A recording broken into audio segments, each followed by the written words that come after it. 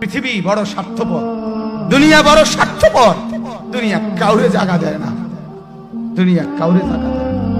এত মজবুত পাইলিং করে যেই বিল্ডিং বানাইলাম, দুনিয়া তারে থাকতে দেয় না। যা বেটা যা, যা তুই লাথি দিয়া বাড়ি করে যা, কবরে যা, কবরে যা। দুনিয়া কাউরে থাকতে দেয়। দুনিয়া কত ক্ষমতা ধরকে মাটির নিচে ফেলায় দিছে, দুনিয়া কত সম্পদ আলাকে মাটির নিচে ফেলে দিছে, দুনিয়া কত সুন্দরী নারীকে মাটির নিচে ফেলায় দিছে, মাটির সাথে রেজা রেজা করে ফেলছে। আজ আর চেহারা নাই, আজ আর রূপ নাই, আজ আর যৌবন নাই, আজ আর ক্ষমতা নাই। এমন বাদশা ছিল পৃথিবীতে যার হাতের আঙ্গুলের ইশারায় মানুষের গর্দান উড়াইয়ে দিত, যার হাতের ইশারায় উঠত মানুষ, বসত মানুষ। আজ বাদশারা নাই, আজ সম্পদওয়ালারা নাই, আজ মালওয়ালারা নাই। দুনিয়া কাউরে থাকতে দেয় না, কাউরে না দোস্ত, কাউরে দেয় না। দুনিয়া দাদারে আমার থাকতে দেয় নাই। আমার দাদারে আমি দেখছি, আজ আমার দাদা নাই। আমার নানারে আমি দেখছি, আমার নানা নাই। আমার দাদিরে আমি দেখছি, আমার দাদি নাই। আমার নানিরে আমি দেখছি, আমার নানি নাই। আমার বাবারে আমি দেখছি, 14 লক্ষ টাকা বাবার পেনশনের আমি সব ডাক্তারের পিছনে খরচ করে ফেলছি, বাড়ির ফসলের জমি বিক্রি করে ফেলছি। আমার বাপ যেন না মরে বারবার বারে হসপিটালে নিছি, কিন্তু দুনিয়া আমার বাপকে থাকতে দেয় নাই। আমার বাপ কবরে চলে গেছে। দুনিয়া কাউরে থাকতে দেয় না, কাউরে না, কাউরে না, কাউরে না,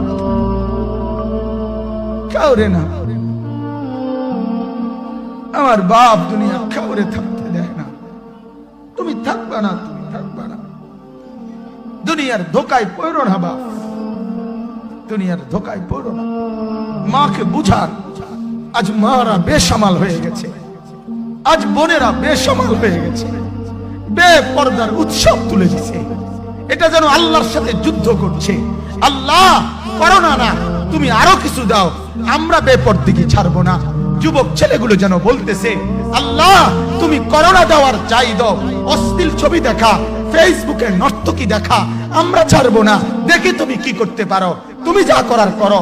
দোকানদার ব্যবসায়ীরা হারামের লেনদেন করা বন্ধ করছে না, সুদখোর সুদ ছাড়ছে না, ঘুষখোর ঘুষ ছাড়ছে না, নাফরমান আর জিনাকার ব্যভিচারী এরা কেউ কিছু ছাড়ছে না।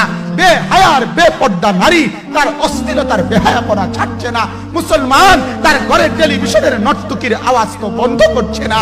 হায় করোনা কিভাবে যাবে, আযাব কিভাবে যাবে বলেন, বলেন, বলেন আপনারা। আমার বাপ ফেরাউনের উপরে তো আযাব এতদিন ছিল না, নমরুদের উপরে আযাব এতদিন ছিল না, সাদ্দাদের উপরে আযাব এতদিন ছিল না, কারুনের উপরে আযাব এতদিন ছিল না, লূত আলাইহিস সালামের কওমের উপরে আযাব এতদিন ছিল না, হুদ আলাইহিস সালামের কওমের উপরে আযাব এতদিন ছিল না, নূহ আলাইহিস সালামের কওমের উপরে এতদিন আযাব ছিল না। আজ আমরা মালিককে এই পরিমাণ নারাজ করছি, মালিক এত বেশি নারাজ। আজ 1 বছর হয়ে গেছে, 1 বছরের চাইতে বেশি হয়ে গেছে, কই করোনার মহামারীর আযাব তো যাচ্ছে না, গেছে গা বলে। আমাদের লক্ষ লক্ষ বাচ্চার পড়ালেখা বন্ধ, এরা নষ্ট হওয়ার চূড়ান্ত পর্যায়ে পৌঁছে গেছে। মোবাইল এদেরকে শেষ করে দিছে, লক্ষ লক্ষ ছেলে। গতকালকে এক মা আমার আত্মীয় ফোন দিয়া বলতেছে, সকাল 10টায় বাচ্চাটা ঘর থেকে মোবাইল লইয়া বাইর হইছে, রাতের 10টায় মা তারে ফোন দিয়া বলছে, বাপ ঘরে আসতি না, ভাত খাইতি না। বাচ্চা তারে বলতেছে, তোমার অসুবিধা কি, তোমার সমস্যা কি?